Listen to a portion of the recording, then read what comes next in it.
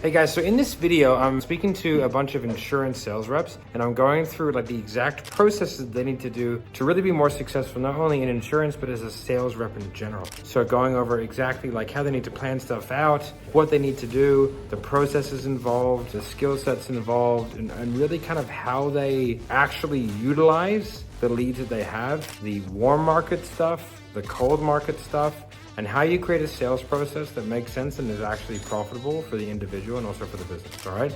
So if you watch all the way through to the end, okay, there's a lot of good stuff in there.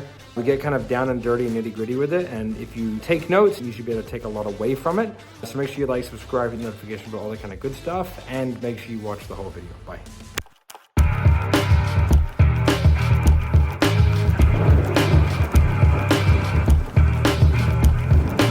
What have we been going over the last few months? So first things first is like warm market strategies. So warm market strategies I think are essential, right? And they're a phenomenal way for everyone to kind of like start dipping their toe, especially if they're in the middle of contracting or looking to move from the more simple products more to the advanced markets, right? Reason being is because like you don't have to be the one that closes them, especially for the advanced market stuff. What you can do is start leveraging your warm market, right? And then like send it off to Caden, do it with them, right? And then you have a couple of different things in play. First things first is like warm market is that you're allowed to make mistakes, all right? Because you can preface it with like, hey, I'm trying to learn this stuff. Do you mind if we just have a look at your policies and what's going on so I can kind of walk through it? And then like, you know, if I see that there's any sort of glaring issues that we can do better, we can talk about it. But really it's about me kind of like learning the process of how to kind of assess this and how to talk to people about it. Like, would you be cool if we could sit down and do that? The chances that people say no or tell you to fuck off is pretty low, okay? So, like, just having that genuine conversation is fine. Like, your friends, your family, your brother, your sister, your parents, like, you know, all of your family should have insurance through you. Does anyone here, their family not have insurance through them? Has anyone here not, like, asked their family, like, hey, should we have a look at what's going on? All right, is anyone here a fucking idiot? Right? Same people, raise your hand. Just kidding, I love you all, right? So, like, that's step one, right? Warm market, okay? Like, use the network that you have. One of the cool things about insurance is that, like, everybody needs it, everyone should have it, you can provide it, and, like, one of the bad things about insurance is people can get hosed. You guys know that. You can host people if you want to. You don't, because you're good people, right? So it's like, you can get people into ridiculous, crappy things that have high comps. Right? And if you explain that to somebody, a lot of people don't even know that, you know, there is commissions in insurance. So it's like, hey, you know, you can talk to your warm market and be like, hey, sometimes people just get people into stuff that doesn't really suit them. It just has the highest commission value for the rep. So it's like, let's just have a look at it. Right? And if it's awesome, it's awesome. Like, we don't need to fix something that ain't broken. Right? But that's step one, okay? And then from there, you can go through your network, all right? People are going to be more accommodating than what you think, especially if you're just like looking out for them. Okay, then step two is if you bring people into the more simple stuff like general life or final expense or mortgage protection, then you want to get them more into the advanced markets, but you're not comfortable doing that, right? One of the best ways to get runs on the board is to like give it to someone who's good at it. Give it to Jacob, give it to Caden. Do that with them, organize a comm split, right? But be a part of the process as they do it.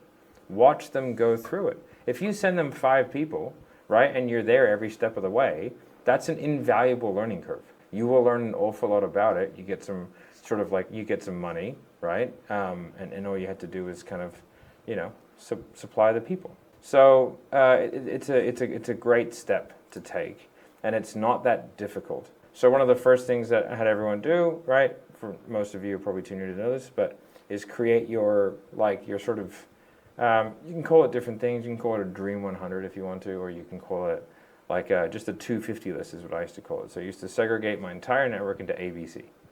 Okay, A is like my clients, right? People who are like actually clients of mine or people who will become clients if I just speak to them, right? And you create a document which is like, hey, like name, phone number, email, right? Create a little spreadsheet, and then from there, you just start putting people down on paper. Okay, so your 250 list, A, B, C. A's are people who will give you money. B's are people who give them the right offer and opportunity. Okay, may become customers or clients. And C's are people who, like, if you scream at them loud enough, you know, maybe they'll consider it. That's how you're going to do your referral drives, right? That's, you know, you can speak to your family. and I think come at it from a really genuine angle of like, hey, I'm looking for feedback here. I'm looking for help. I'm looking to, see if I can, like get better at this and have a look at your stuff in the process. And if we find better, we can talk about it. But like at least that you haven't been screwed and that you have an appropriate policy that's actually going to pay out on time, right? So not many people are going to say no to that, okay? Even old high school friends, stuff like that. So that's a really, really good activity that you can do, which is very low time and very high value. And the only reason people don't do it is because they can't be fucked and they don't like the thought of like putting themselves out there like that. But like salespeople are supposed to kind of like live in the awkward, right? It's kind of like where we live. And it's really not an awkward thing to do anyway. It's just like, hey, can I help you?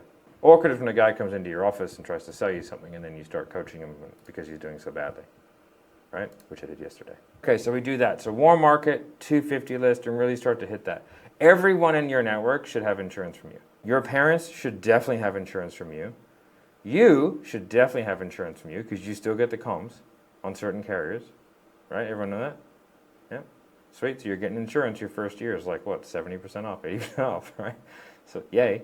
Okay.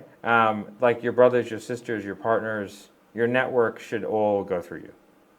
That should be like your first and foremost. Like if you've got 20 people in your tight group or your friend circle and your family circle, there should be 20 sales immediately. Then from there, we make the 250 list. Okay, and we kind of go a little bit broader, and then we start to do that, and that's where we kind of add our clients to that as we go, and that's where our client list comes from. Okay, with your client list, like you really want to have as much information as you can. If you have their birthdays and their address and stuff like that, just send them little things, you know what I mean? And then that's how you start to create referrals and stuff like that, right? Because like if someone's my insurance broker, right, then there's no reason why I can't refer them to my friends because I'm happy with their service. I'm happy with what they did for me. There's no reason why I wouldn't want my friends to have the same level of protection that I do. So 1 can become 2, 2 can become 4, 4 can become 8. It's like if you door knock, you always do the door to the left and right as well. You'd be crazy if you're doing solar and you don't go to the neighbor. Hey, Terry said that you love the environment, right? All right, so, okay, so we got that. Then from there, it was all about kind of like the mapping of the sales process. Okay, so we'll go over that now. Just real basic, right? And this is kind of what we started to go over. Okay, so we've got the sales process, okay? So now this looks complicated, but it's really not. And what it is, it's kind of described to like all the decisions that have to be made, okay? So we've got new digital leads. Let's just say, for example, 500 dials, 50 pickups, right? What are the things that can affect the pickup, okay? It's going to be local area dialing, right? If you're dialing somebody in New York and you have an LA number, they're probably not going to pick up. Time of day. So time of day obviously plays a huge factor, and we can talk about that in a second. Double dialing. So are you double dialing or not? Lead volume and frequency. Is this like if you got 8 leads and you done 500 dials, right? And speed to lead. If you're obviously age leads won't pick up as much as a brand new lead. Yeah, pretty straightforward. Okay. When it comes to time of day. So if we have a look at like, say Monday, Tuesday, Wednesday, Thursday, Friday, Saturday, right? And then from there, we go like, all right, we dialed here, and then from like, that was, from 9 to 11, or from 9 to 11, and we had a 17% pickup rate, okay? And then from there, I dialed here, and that was 2 to 4, and that was a 12% pickup rate, okay? And then I had, and then here, and there, and there. I'm only doing this because I'll keep this mirror, right? And that was, say, 5 to 7, and this was 6%, whatever, okay? So then from there, like what you're gonna do is if you do that over the course of like a month, right? And you track that in a diary, which you can just do in here, right? You just do that here, you know what I mean? And then from there, you might assign like a color to it. So this might be green, okay? So like, let's say green is like over 10%, right? And then we've got like, all right. And then that's like, say it's a red, right? Like below 10%, whatever. It's magenta, right? And then so if you have like a stoplight system, then it's gonna be like, okay, cool. You'll start to see a pattern. If I dial during these times, then I get these rates. Then you can start to optimize when you're gonna, when you're going to dial.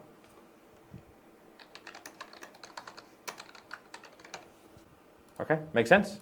So that's how you can sort of track that in your diary, right? And that's going to play a huge role because like if you've only got 40 hours a week to work, let's say, you really want to kind of optimize the times that you're dialing based on what they're going to do. And that might be different per like type of insurance. So like final expense, okay, if you have a look at the avatar of final expense, they probably don't have a job. Can we agree on that? Right? So calling them during the day, probably more effective than calling mortgage protection leads during the day. Obviously, it might not be a rule, but like off the top of my head, that would be a good place to start, right? Because mortgage protection, they all have jobs. Why do they have jobs? We can safely assume because they have a mortgage, right?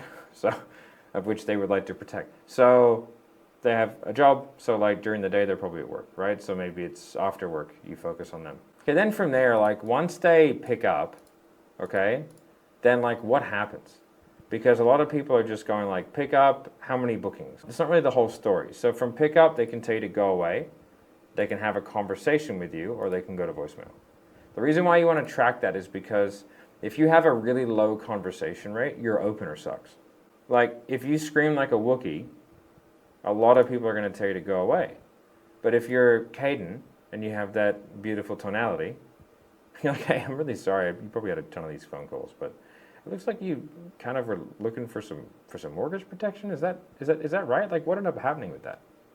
Do you know what I mean? Like that. I mean, I think I don't sell it, but that would have a better chance than like, hey man, you were looking. This is just such and such from whatever, and you want insurance, yeah, right? So like you're gonna get told to go away with one, and you're gonna get like, oh yeah, I'm trying to sort that out, right? So that plays a huge role. So if we have a look at like how that flows on, if that number conversation is 10, like we don't get very far down the road, right? Like that, it's not going to equal many people. So if you have a low conversation rate, your lowest hanging fruit is always that. So instead of like desperately trying to figure out how to handle every objection, just really work on your opener, right? Then speak to more people, and even if you're terrible, you'll have a far better flow through because like you have more people at the beginning. It's just putting more water in the funnel. Yeah, that's all it is. Makes little sense. Subtle things make a big difference at that point in the conversation too. Like there's little different changes that tweaks that can change that percentage of conversations you're having greatly. So it's a really important part of it. Like for example, Matt, after we spoke about it last week, Daniel was tracking his numbers. What was the percentage of increase you had, Daniel?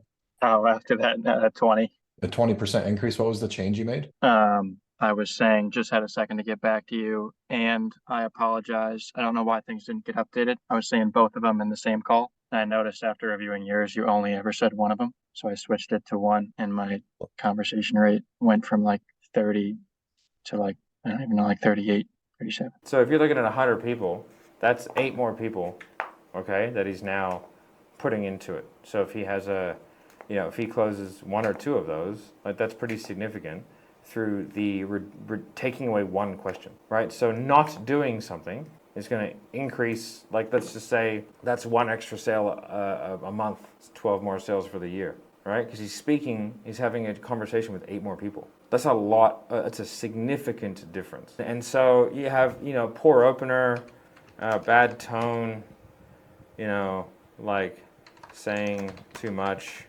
or not enough, right? There's like tons of things that you can do to sort of fix some of that stuff, right? So like it's important to have an understanding, right?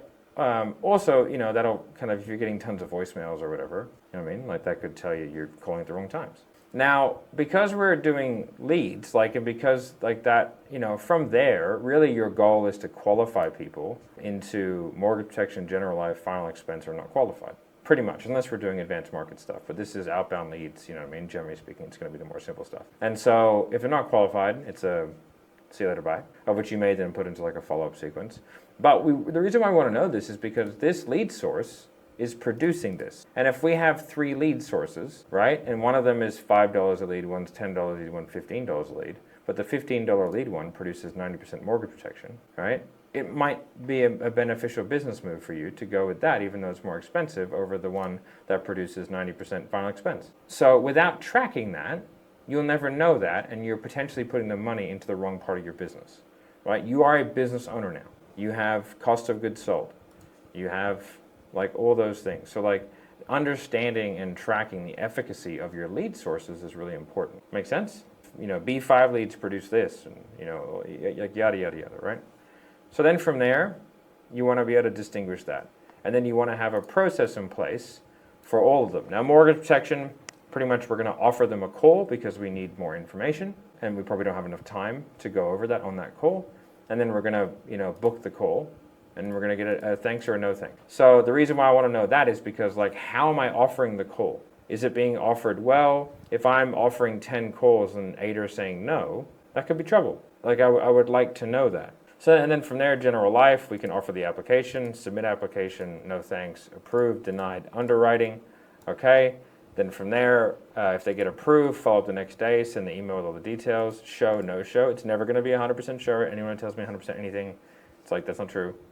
It's never happened. Then from there, if they're denied, we can pivot to the different carrier, repeat, and then denied or approved, go to final policy, you know, yada, yada, yada. And then it's gonna be like, 9 policies finalized, 1 chargeback, 8 good to go, right? And that's going to be a different metric for everyone. Obviously, I think Caden's only had like, what, 2 or 3 chargebacks the whole year, right? So, like, that's an interesting metric as well that you want to know, because if you have a 20% chargeback rate, we need to have a look at your closing and how you're doing that and what we can do to kind of like stop that from happening, right? You being a bit bullying, stuff like that.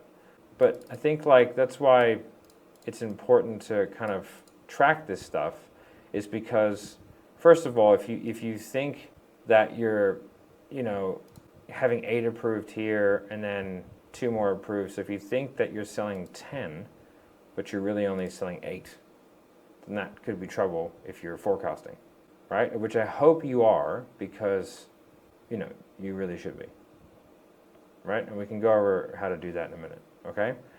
But does that make sense to everyone? So in here is a combination of skills and processes. Like the show up rates are sort of going to be, how are you asking for that booking and what communication are they getting in between?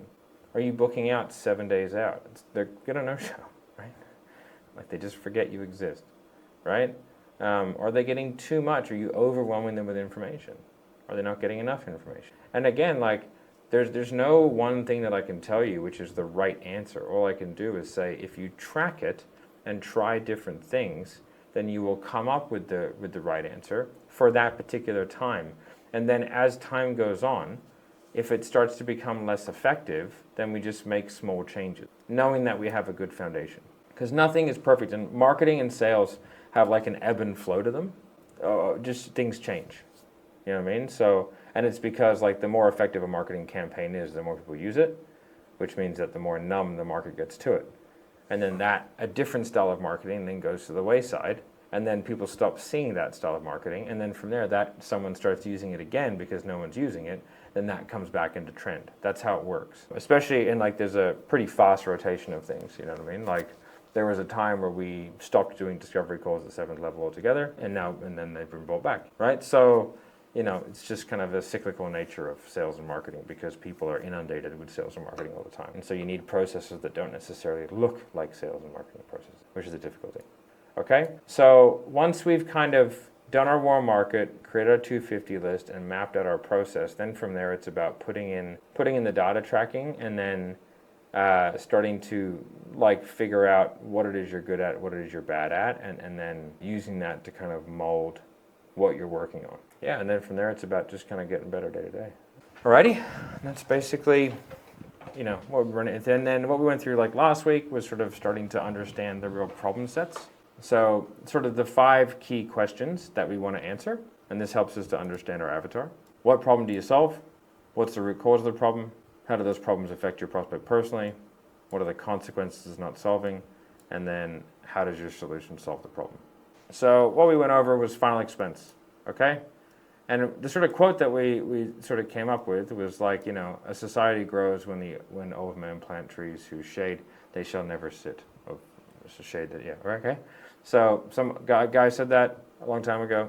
Basically, it's like, don't be a burden, You know what I mean? And so like, you're doing your job if you're thinking ahead and not leaving that burden behind, right? And so we thought that was kind of a fitting quote because it sets the right tone for that particular insurance. And so the problems that we solve, make sure they don't leave a burden for their kids or kin, lack of access to money so the family can have a proper burial and say goodbye, feeling of comfort knowing that the lost memory won't be a shitty one, right? Peace of mind, people want a burial but don't have any kin, right? That's a stressful one for a lot of people. Their kids have money, but they don't want them to use it, okay? The bury me in a box guy in the backyard, right? We've all probably had that conversation. No legacy to leave, but they want to leave something for their kids, right? So he doesn't really care about the burial, but that 15, 20 grand they're going to get, they can spend 5 of it on the funeral and then pocket the rest, right? All right, giving friends and family the opportunity to grieve without unnecessary worry over finances, yada, yada, yada, yada, yada, okay? So those are different problems that you guys solve with final expense, right? And the thought process of going through it allows you to get much more into the mind of the prospect. Then you start to understand the process they're going through. You understand the marketing they're coming from, which is, and what is marketing is supposed to do? It's supposed to identify problems. Marketing does the job of making someone problem aware and then solution aware.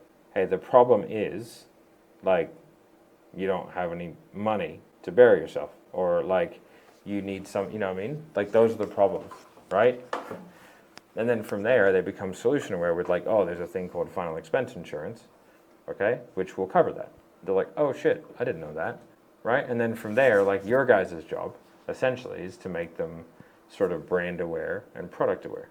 So it's like, we're gonna go with this carrier with this particular policy, all right? And that's the process that you guys take them through, all right? So the root cause of their problems, right? Why do they have these problems in the first place?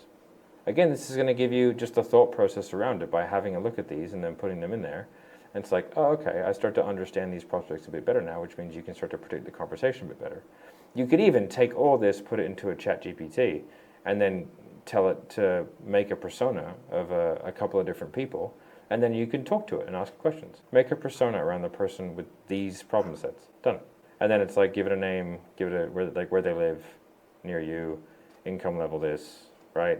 Age this, give it a background of some people that you've spoken to, right? And then from there, you can like legitimately ask it questions, and it will give you a pretty good outcome, okay?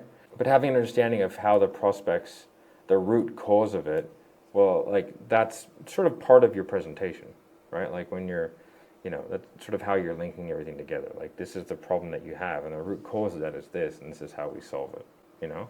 And this is basically like the blueprint to a pitch. Right? So when you do a pitch, I can show you guys real quick. So this is how my head works. So it's like, if you start putting stuff down, then you can start thinking about shit, right? So this is like fundamentally what we're sort of looking at from like a visual, okay? And then it's like, this is what we have access to, this is what the pricing is gonna be. And then I was like, okay, cool, what problems do we solve? And I'm gonna go through those and fill those out, right? For each particular one, because like the buyer for 2.0, 3.0 inner circle, just a bit different, right? They have slightly different problem sets, you know what I mean? So we've got to kind of think about that.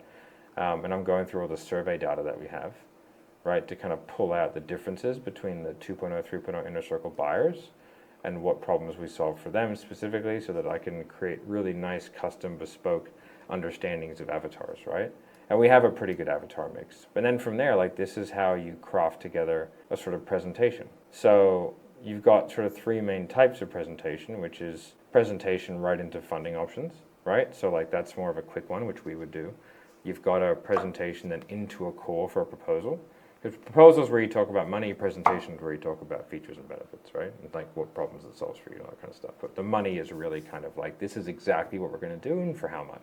And then you've got a demo and presentation, you know, whatever. So it's like step 1, bring back up the problems, rebuild the gap. This is stuff that me and you went over, Caden, for the IULs. Like Caden was doing the IULs, he's selling the IULs and the annuities. So what we did is we structured a pitch that was just a bit simpler to try and take away some of the mysticism of it. And it seemed to have made things a little bit easier. All right, so what's the problem that we're trying to solve, and how do we rebuild that gap? Because we just had a conversation for 20, 30, 40 minutes, whatever it may be. So we just got to make sure that we reestablish like what that gap is and what that problem is. And then that links into like the root cause. And then from there, that links into the consequence of the problem. And what you want to do is you want to anchor the price of the solution to the cost of the consequence. So it's like if we're looking at like a digital marketing agency, okay, we go like low quality leads and lack of predictability. Internal sales team doesn't know how to XYZ, right? You know what I mean? Like the internal marketing team isn't producing effective like predictability and lead quality because of their lack of experience and skill, yada, yada, yada, whatever that sort of had been discussed. With the consequence of that is that you can't grow and you have bad returns and they can't get to $50 million a year and they're stuck at 25. Okay, so like that's tying in the cost of the consequence. Like it's costing you this. What we want to do is come in and take over and do XYZ so we can increase the lead quality, give the business more predictability, so that you can go from that 25 million to that 50 million, like where you guys should be. Okay? We're bridging that gap. Make sense? And then from there, you can give the three options, which is like your high price, your mid price, and your low price. You can do it that way. You can just present the one. But if you do have the ability to do like the three prices, it's good. And depending on what you want to sell is how you price things. But that's for you guys. You don't really have that option. But just for your knowledge, if you want to sell a lot of the mid range, you put the mid range much closer to the cheap price. So like it's I'll just do that one. And then if you want to sell the high price one, you put the mid-range one higher, right? And then you put the higher price one closer to the mid-range. So like wherever you place that mid-range is what they're going to buy. Like tell them what to buy, right? For me, like what I did is I went through and just started like I put like our survey data into ChatGPT, right? And then started asking it questions. What do we solve, right? And it was quite interesting. So time management, difficulty in overcoming objections, challenges in closing deals, performance, lead generation. It was like, well, how do those problems affect the prospect personally? You know what I mean? Increased burnout, insufficient use of resources, damaged customer, right? So it kind of made sense. So problems affect personally, okay, consequences of not solving, and then how do we solve the solution? Which is a really good one, right? How do we solve their problem? You know, really understanding that is a big one.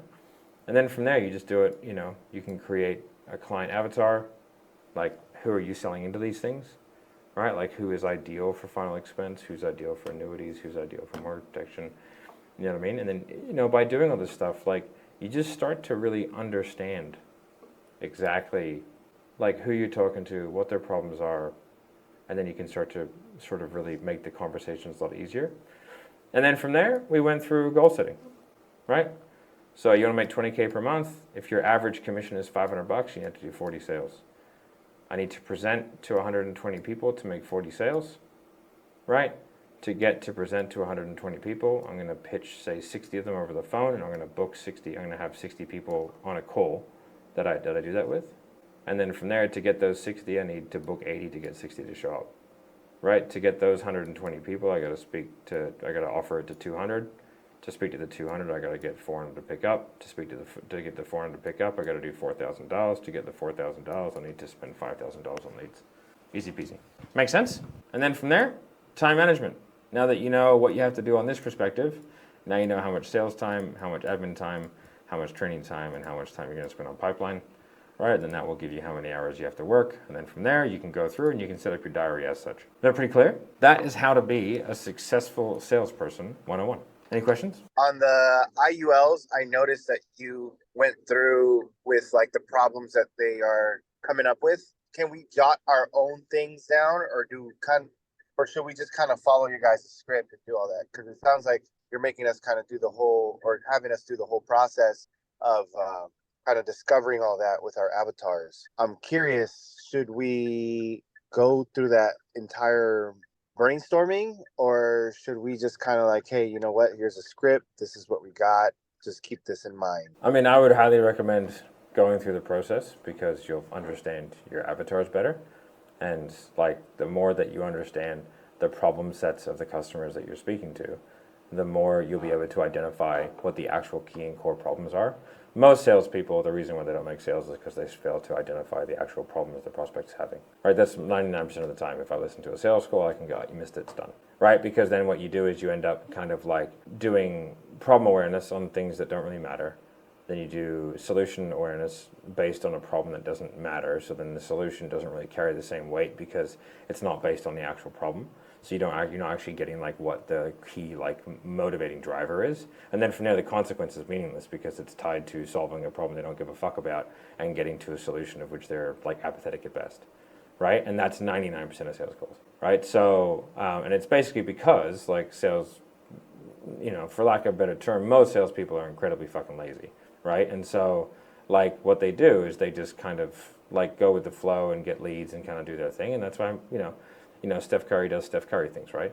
And so like the better you have an understanding as to the process, your data, who you're talking to, why you're talking to them, the problems they have, the problems you solve, how you solve them, and really kind of get into the mind of that and have a really, really deep understanding of it, the easier everything becomes.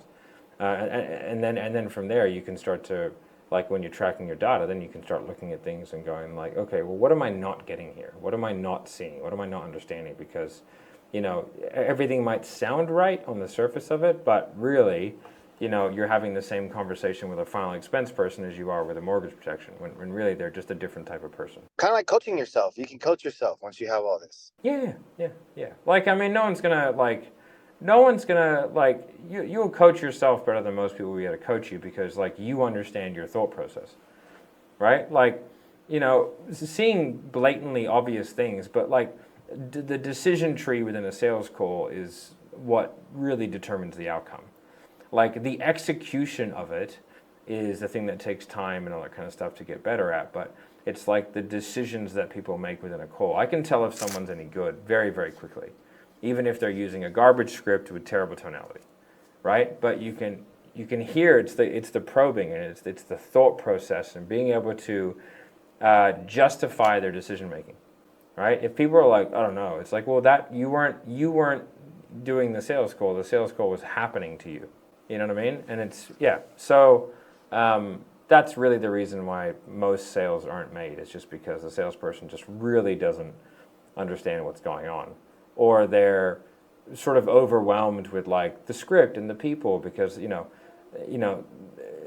haven't like done the practice, right? Like the unfortunate thing is like if you, I say this all the time, but if you want to be the world's greatest free throw shooter, like, I mean, the method is there. It just sucks. Yep. 100 free throws a day. Don't miss a single one. If you miss the 99th one, start back from one. Yeah. You do it every day, you'll become a fucking savage. It just sucks. You know what I mean? Which is why most people don't do it, but then you get to be stuck. What if you have a mental block? Like, hey, I'm writing this up. Like right now, I'm even having one. I'm like, the only problem I can think of for an IUL is like a future pace problem. Like what if, you could have been earning this much on the interest while you're only earning this much, and the debt problem or not the debt, tax, being taxed on it. Like, why would somebody get an IUL? More money. Why do they want more money? So they can get more stuff. I see. Okay, cool. Well, is it more stuff? No. Able to live a little, live on it. I see. But if you can't live on it, but isn't that like a future consequence? Like, would you have to do a mini consequence? Anyway, I don't want to derail this. Why do people get an IUL? It's a retirement vehicle. Like it's something. Yeah. But why? Like, why get an IUL? Why not just put it in a bank? It's you don't have to worry about taxes. Like, you don't have to worry about a loss. Why would that be a problem? Because it could happen with what certain people can get into, where they could get a loss if they put in certain investment vehicles. Okay, and what would be the consequence of that? Oh, not having enough money that they thought they were going to get when they do retire. And what would that do?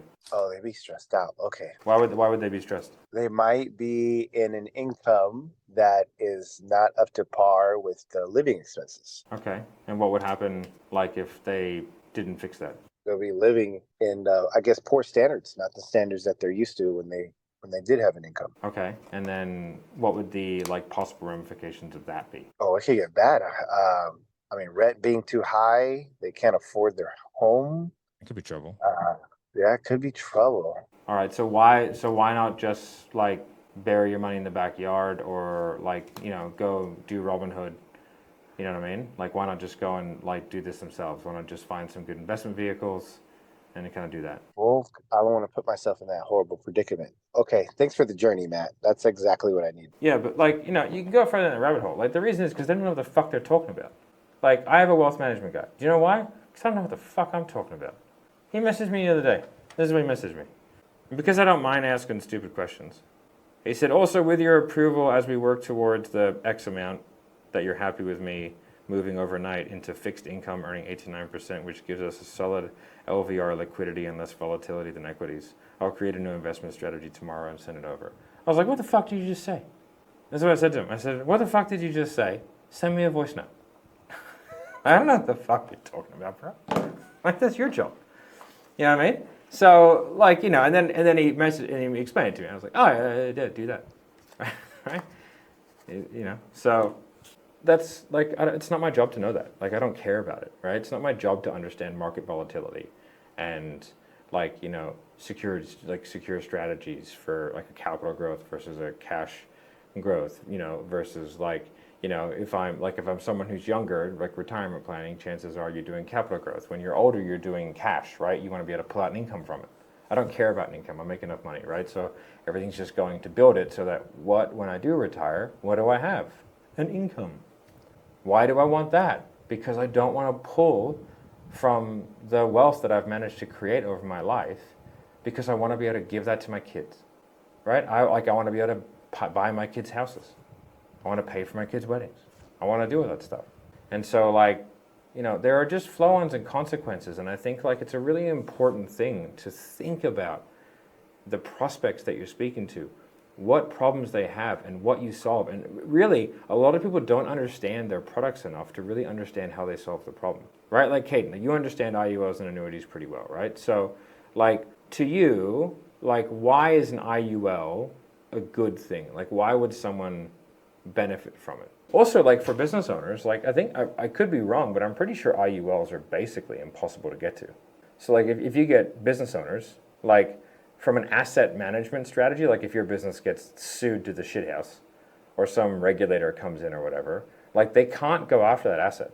I thought that was infinity banking. Is that IULs as well? Yes, Wow. but he's talking about something different. Right? So, like, if the FTC comes in and shuts a company down, they freeze all personal assets of the business owners. And generally speaking, the asset strategy that a lot of lawyers put in place is things like IULs, because, like, they're hard to get to. So there are lots of reasons, like, why. So, like, the reason why, you know, Jeremy would get an IUL, right, is different from why Joe Blow would get one. Like, because there might be multiple things in play, and they might not know about it. So the more you understand about the product and the services and the benefits, and also, like, the detractors, right? If you know that there are things that are somewhat unattractive about something, you have to understand that, because you've really got to know how to play that game. And then, like, everything has a pro and a con. There's nothing that's all pro. Having that deep understanding just makes those conversations way better, and it really shorts the learning curve. So I recommend everyone kind of go through those processes, and then from there really understand, like, even go through the carriers that you're most likely to use, and sort of weigh them against each other. Have a look at the messaging of the carriers, have a look at their websites, and have a look at what they offer people and all that kind of stuff, because, like, the more information that you're armed with, the easier this stuff becomes. And that's why, like, I like to create those mind maps for, like, everything, because, like, it allows me to sort of go, well, like, what are all the boxes that a business owner would want checked if they're getting a retirement planning solution? You know, what are all the boxes that these people want checked? These people, like, what are the last 10 people that I spoke to, the last 20 people I spoke to? Like, how can I group them into problem sets and avatars? And that's sort of why, you know, when I see really successful sales reps, like, there are some commonalities, and it's this stuff. It's like it's a level of professionalism, you know. It's the guy that rocks up to practice early, and the guy who stays a bit late, versus the guy who rocks up at the time and leaves straight away. You know, like that. Like, that's the real difference, and it's not something people like talking about. But, you know, most salespeople don't last very long in any industry, insurance especially, because most people just don't really want to do what's required to be successful. But what they don't realize is that it's the same thing that's required to be successful in every other field of sales. Understand your prospects, understand your products, have a really well thought out way that you're going to deliver that information, have a script, work on it, have some data to make sure you can get better and better and better, and then, you know, have process do as much of the heavy lifting as you can, and try and minimize as many variables as you can, so that, you know, when you do go to problem solve, it's not random chaos, you know? And none of it's particularly difficult, and most of it's common sense. It's just about the doing and the setting up and the architecting and the maintaining. Does that make sense, everyone? Yeah? Cool. Any sort of questions before we bounce out? Are you able to share that that mind map, the mirror one, the process one? Yeah. In regards to reaching out to the warm market and family and like outlaws in the family, if you're getting like some skepticism or pushback about talking to them and then regards to a sale, do you have any suggestions on how to handle that or kind of skate through that? It would depend on how close you are to them, I suppose, in the relationship, because everybody's going to be a little bit different. You know what I mean? Like if it's a sibling, most of us are a little bit more candid with our siblings, and it's just kind of like, shut up. Like, I just need to talk to you about this. Like, just shut up. But if it's like my great aunt Lois, I'm probably not going to tell her to shut up. And so I think that can play variance in it. What have you had that happen with a specific conversation? I mean, I could just see like, with the holidays coming up, running into like cousins and extended family, some people might be more, how some people are just, they don't want to talk. They don't want to be sold kind of a thing. Don't get in the headspace of preempting everything. There's 1,000 reasons to not do everything. But it's just like, hey man, I know I haven't spoken to you for a while, but do you reckon you can help me out? I'm starting this new gig in insurance. I really don't want to fuck it up with people that matter. And that's not you, right? Depending on the relationship you have with them, that's kind of what I would say.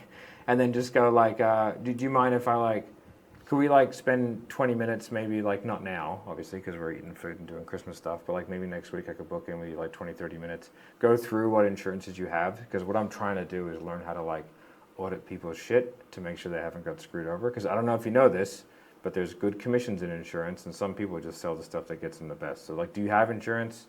If not, why not? But if so, can I have a look at it and we can see if there's anything better? But really what I want to do is just learn how to have these conversations. Would you mind helping me out? Who the hell is going to be no? Do you know what I mean? If you just approach it normally, it's just, I can't see it being an issue. You know what I mean? And if it is, then fuck them. That's their thing. It's just not a big deal. I think normal, people just try and do weird things, but in reality, it's just be nice and normal, and it should all kind of work out.